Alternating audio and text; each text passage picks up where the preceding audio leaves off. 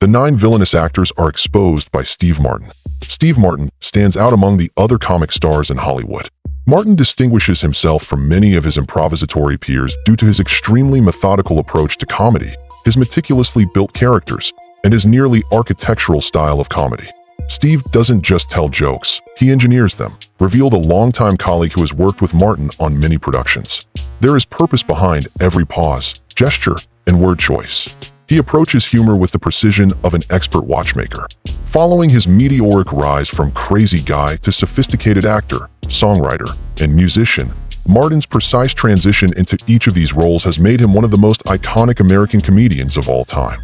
But his meticulous process has often put him at conflict with actors whose comedic and professional attitudes are radically different from his own. An old buddy of Steve's made the astute observation that he never trash talks other artists to the press. Though it may not be his way, rest assured that he pays close attention and retains details. He will cut ties with anyone who messes with his flow or treats others badly. Bad behavior is etched into his memory like a photograph. This evening, we'll take a look at 9 performers who, according to rumors, have garnered Martin's personal disfavor during his lengthy career. The actors whose serious, respectful methods stand in stark contrast to Martin's comedic and professional tactics. It is imperative that you adhere to the prescribed medication schedule. We can't base our week-long activities on the script you didn't provide. A lone SUV pursuit. It was the ego that ate the set. Some say that the 1986 filming of Three Amigos was the beginning of the rift between Steve Martin and Chevy Chase. Their divergent approaches to comedy and professional relationships were immediately apparent in what should have been a fantastic comic combination. A member of the film's team reminisced about how it felt like witnessing 2 distinct species attempt to communicate. Steve would show up ready to work with everyone since he had committed every line to memory. Every time Chevy showed there, he had his own plan for how the situation should unfold, frequently deviating substantially from the scripted version. Several accounts indicate that Chase's actions went beyond mere disagreements over ideas and into realms that Martin found deeply unsettling. Supposedly, Chase treated staff personnel with a callousness that agitated the renownedly cordial Martin, and he changed lines to benefit himself, occasionally at the cost of his co-stars. A producer who has collaborated with Martin on multiple projects said, "Steve believes firmly that movies are collaborative efforts where everyone deserves respect." Chevy seemed to think the complete opposite, as if everyone else's job was to boost his own self-esteem. According to reports, this philosophical disagreement allegedly reached a boiling point on a particularly trying day of filming. If ego was money, Chevy could buy Wall Street. Martin was reportedly heard telling director John Landis, after Chase had allegedly demanded multiple script changes that centered his character at the expense of the ensemble, indicating that what troubled Martin the most was not only Chase's apparent lack of empathy for others, but also the impact it had on those close to him. According to a director who collaborated with Martin after Three Amigos, Steve once told me that great comedians have the power to raise everyone in a scenario. If anything, he thought Chevy did the inverse.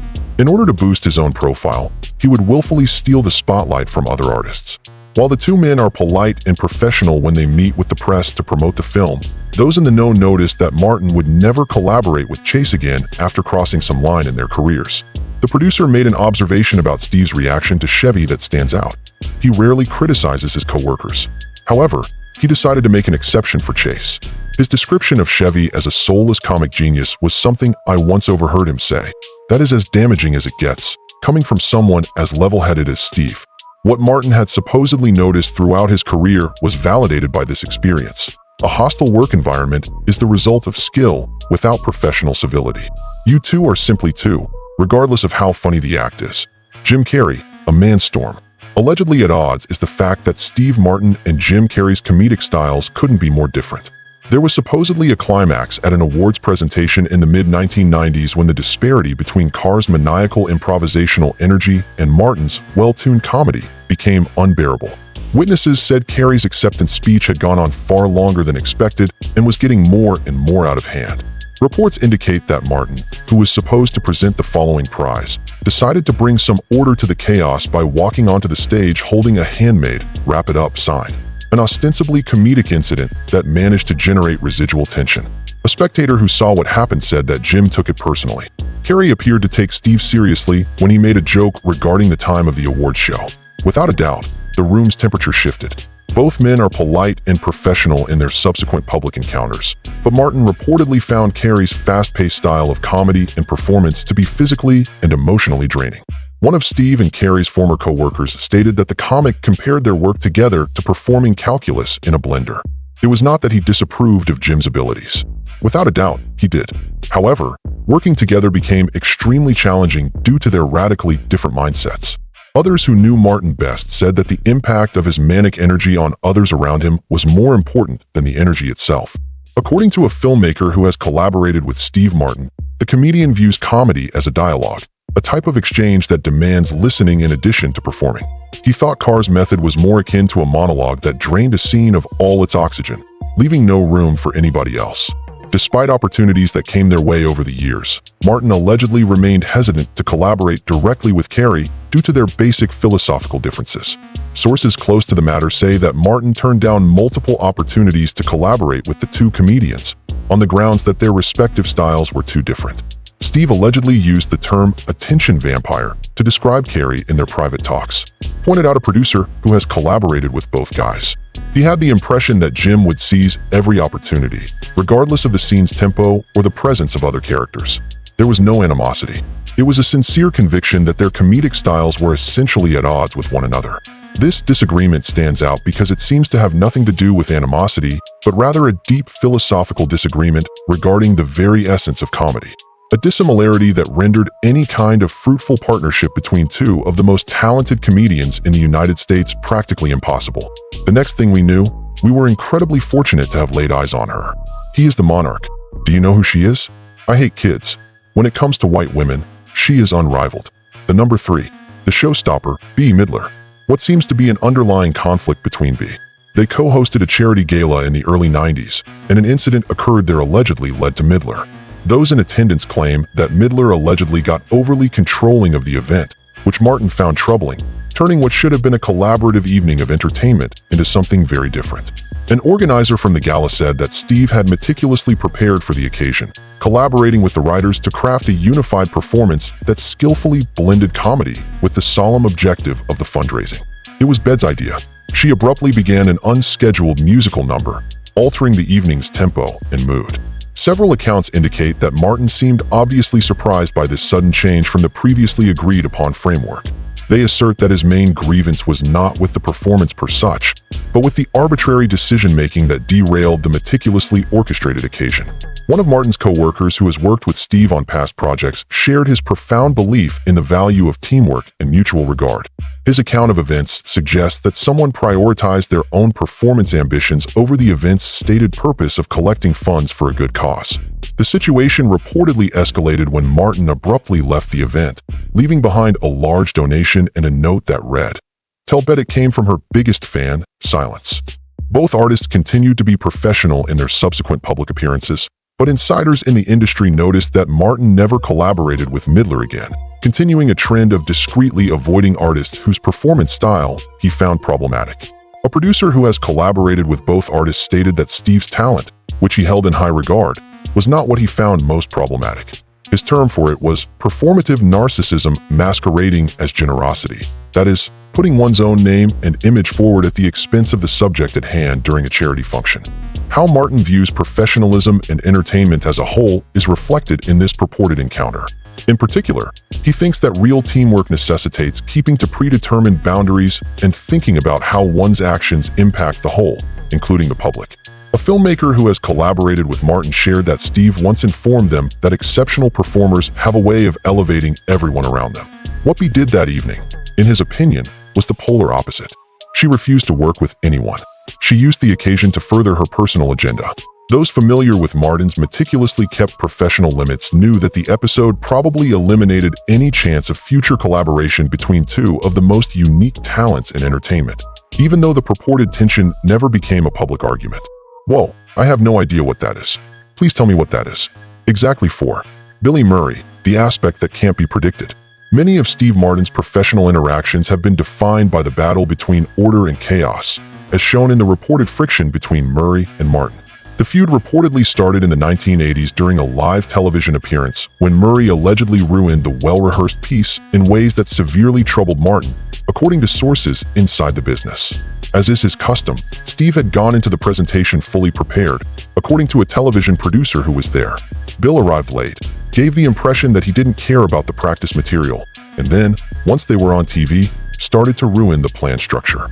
Multiple sources have reported that Murray attacked the core of Martin's finely tuned style to humor by teasing him during his performance and purposefully throwing off the funny timing of the plan material.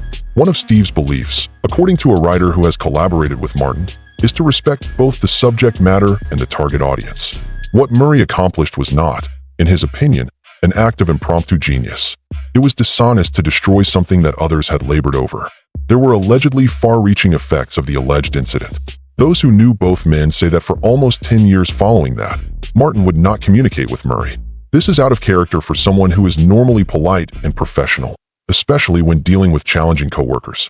A filmmaker who has collaborated with both comedians made the observation that what irritated Steve the most wasn't Bill's attempt at humor.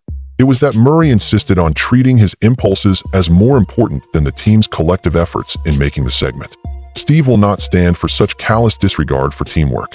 It would appear that this philosophical divide encompasses more than just divergent perspectives on comedy. It seems to go beyond any one incident. Murray's improvised approach, which frequently thrives on interruption and unexpected moments, is in sharp contrast to Martin's meticulously crafted humor. A former co-worker of Steve's disclosed that Steve had characterized Murray as intelligent but destructive. It seemed to him that Bill saw humor as a kind of warfare, and that in order to achieve a laugh, he is prepared to betray others and damage their trust. That is completely unacceptable to someone like Steve, who views humor as a meticulously constructed art form based on mutual trust. Because of their vastly different approaches to comedy, both men are hailed as comedy greats, which makes this purported friction all the more noteworthy. Their failure to reach a consensus exemplifies one of the finest what-if scenarios in comedy. A partnership between two titans that never came to fruition because of fundamental disagreements in their respective approaches to their respective fields. My apologies. That's so much better. Oh my dude. I feel at ease with that. Number 5. Jennifer Lawrence. The spontaneous whirlwind. Reportedly, the rift between Robin Williams and Steve Martin wasn't due to any enmity between the two, but more to a basic clash in the way they approach comedy. The improvisatory brilliance of Williams and the well-planned humor of Martin clash. Witnesses to their conversations say that the philosophical divide between the two comedians was particularly noticeable during a 1990s TV appearance. Instead of showcasing two comic legends, the event turned into a demonstration of stylistic differences. According to an on-set producer, Steve had done his usual thorough preparation. With precisely scheduled setups and punchlines, he had prepared remarks in advance. Well, Robin did show up accompanied by Robin. The energy is entirely improvised, flowing from the stream of mind. Williams allegedly started riffing, cutting off Martin's prepared material with rapid-fire improvisations that utterly wrecked the appearance's planned structure, and the session swiftly deteriorated into what one eyewitness described as comedic mayhem. A writer in the audience made the observation that Steve was attempting to preserve the structure of his preparations as Robin was systematically destroying them. In no way was Robin intending harm. That was just the way his brilliance operated. For Steve, who views comedy as a form of precision engineering, though, it was deeply upsetting. Those in the know say that after the fact, Martin compared it to attempting to read poetry while riding a roller coaster, which perfectly encapsulates the clash between Williams' dynamic intensity and his methodical approach. According to reports, Martin had great admiration for Williams's originality and talent, which makes this apparent conflict all the more significant.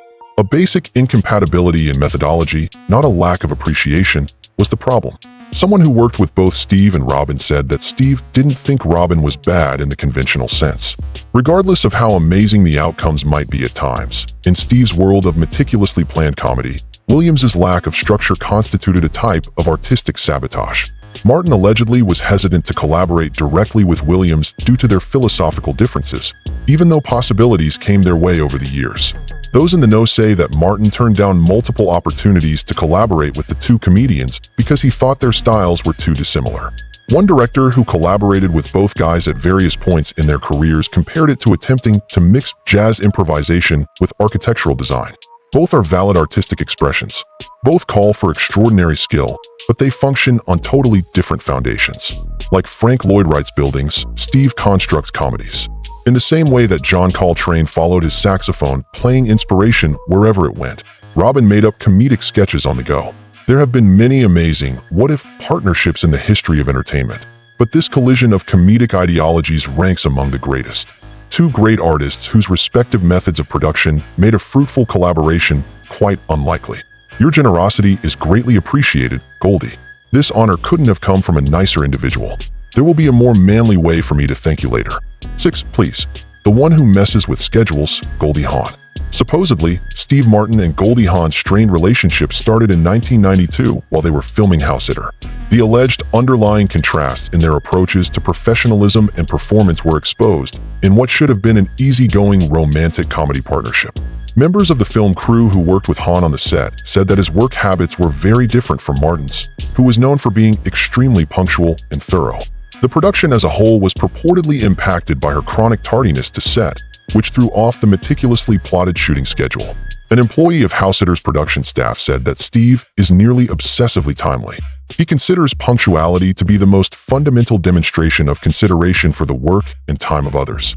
It was clear that Goldie's moral compass, in addition to his practical sense, was troubled by the fact that she would be an hour late, making dozens of people wait about.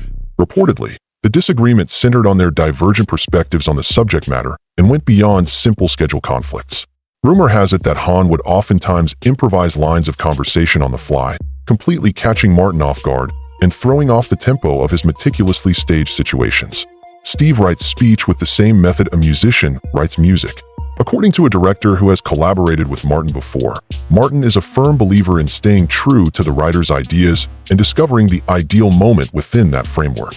Goldie's method was far more unstructured. She changed lines on the fly, which left Steve continuously having to adjust and recalibrate. Perhaps most personally grating, according to people acquainted with the matter, was an episode in which Hawn allegedly insulted Martin's banjo playing, a profoundly personal hobby that has been crucial to his creative life for decades. Steve considers playing the banjo more than a pastime. An associate of Martin's who is well-versed in his musical career described it as a serious artistic endeavor to which he has devoted countless hours. It would have hurt him deeply to have that disregarded or made fun of. Although both actors were cordial and professional during the film's shoot and promotion, sources close to the matter said that Martin turned down any future roles with Hawn, even though she was still making money as a co-star. A producer who has worked with both actors claimed that Steve supposedly portrayed Goldie as an aggressive, passive performance whose charisma was a mask for her ego and dismissiveness. He thought she used her vivacious personality as a weapon to cover up actions that a less captivating performance would have been criticized for right away. Martin supposedly vowed then and there to never collaborate with anyone who didn't share his professional principles, which included reverence for timetables, thorough planning, and the teamwork inherent in filmmaking. As a fascinating case study, House Sitter shows how two accomplished performers may work together to make a great product for the public, yet secretly struggle with the process of collaboration and end up never working together again. A helpful reminder that the complicated human interactions behind the scenes are frequently more apparent than what appears flawless on screen. There are men who, after growing their hair quite long, swoop it over themselves. I can do a lot of things like that. With all you need, you can acquire a pompadour. Unfortunately, I will never be able to swoop it over with my hair. Charles Grodin, number 7. The tragic deadpan event. Steve Martin and Charles Grodin supposedly had a tense relationship because Martin witnessed Grodin's controversial interview manner, especially during his appearance on Johnny Carson's Tonight Show, and not because of any direct interaction between the two. Those in attendance said that Grodin maintained his characteristic deadpan aggressive demeanor during the interview, behaving rude, condescending, and purposefully tough. It was said that Martin was deeply troubled by the effect on the actual humans involved, even if this was Grodin's established comedy character for talk show appearances. The staff member of The Tonight Show who was there that night recounted that while Steve was waiting backstage to go on next, he watched the screen as Charles did his customary hostile interview piece with Johnny. Steve had a different take on things than the average viewer. While Grodin purposefully disrupted the natural flow of the interview, he observed Johnny's genuine struggle to keep the show's rhythm. Martin was deeply troubled by the impact Grodin's performance had on Carson, someone he held in high professional regard, according to many sources. An on-site coworker revealed that Steve later expressed his discomfort with seeing Johnny slandered for comic effect to a producer. He got the impression that Grodin was utilizing Carson in a way that the host hadn't consented to, essentially making him an unintentional straight man. Martin supposedly found Grodin's aggressive persona most objectionable because of the genuine distress it caused to those who were unwilling to partake in the skit. Someone who has worked with Martin on a writing project noted that Steve thinks comedic material should be either obviously fabricated or grounded in mutual agreement. Here in the awkward middle ground, Grodin was acting out his own ego by purposefully provoking genuine conflict with an unprepared opponent. Upon seeing this performance, Martin allegedly criticized Grodin's method as weaponized awkwardness and voiced his disapproval of comedic performances that depended on real discomfort instead of contrived humor. Someone familiar with Martin's reaction said that Steve supposedly said that Grodin seemed committed to the piece, but left a trail of animosity behind. That method was essentially troublesome for someone who strongly believes in the collaborative aspect of entertainment and comedy. Despite the lack of substantial professional engagement between Martin and Grodin, this incident supposedly solidified Martin's dedication to a style of comedy that avoided intentionally making people feel uncomfortable or placing them in awkward situations. According to a filmmaker who has collaborated with Martin, Steve had no problem with the deadpan character. It was utilizing that character in a way that made other people feel uncomfortable, even if they weren't invited to be in the skit.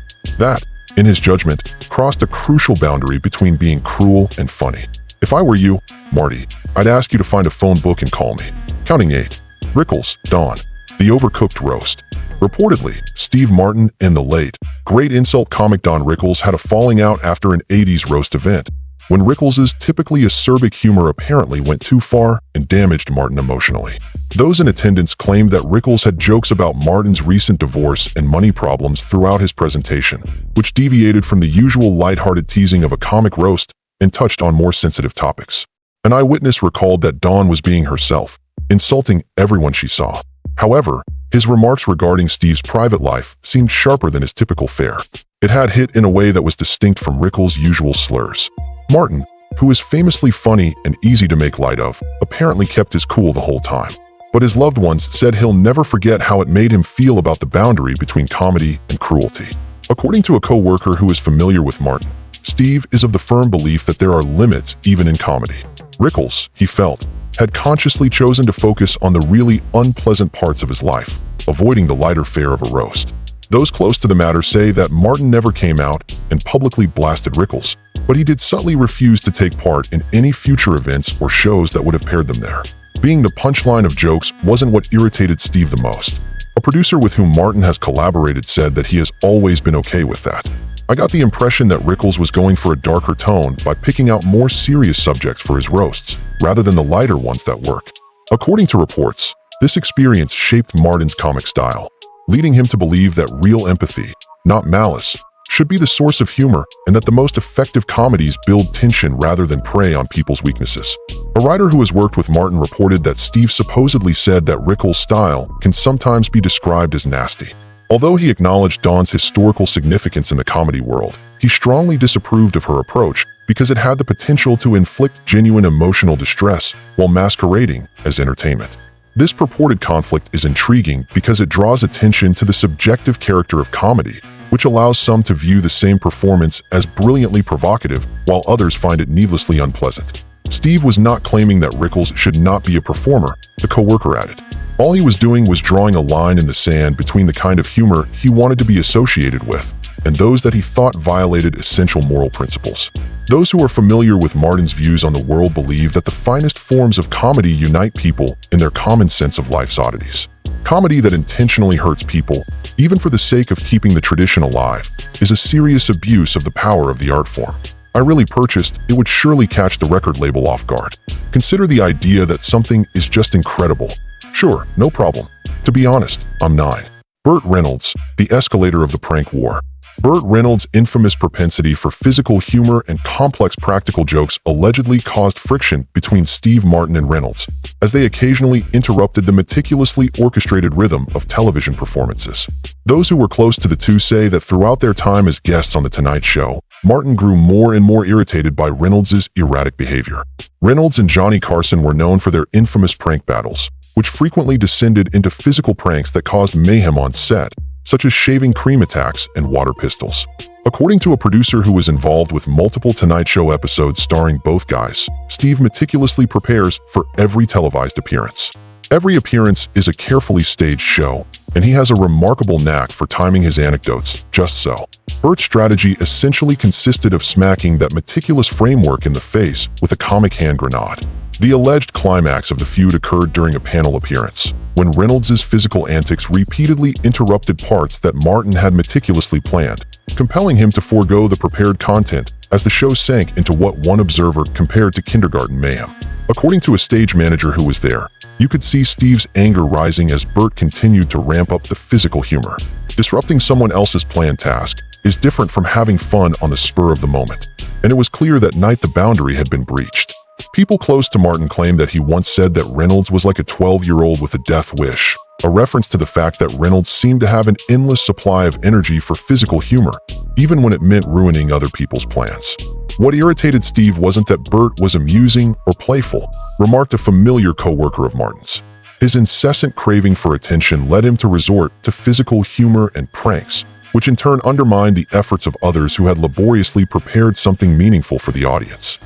Martin allegedly wanted to preserve the integrity of his meticulously crafted comic technique, so he quietly requested not to be scheduled on panel events with Reynolds due to their philosophical differences. A talent coordinator who was associated with both men said that Steve supposedly told Bert he was fun until he wasn't. That was Steve's exact assessment of Reynolds' comedic style. It was fun at first, but tiring in the end because it didn't care about anyone else's plans or limits. This conflict is intriguing because it draws attention to the basic contrast between Reynolds' more improvised physical style and Martin's architectural approach to comedy. A dissimilarity that rendered any kind of substantial partnership between the two most famous names in entertainment practically unattainable.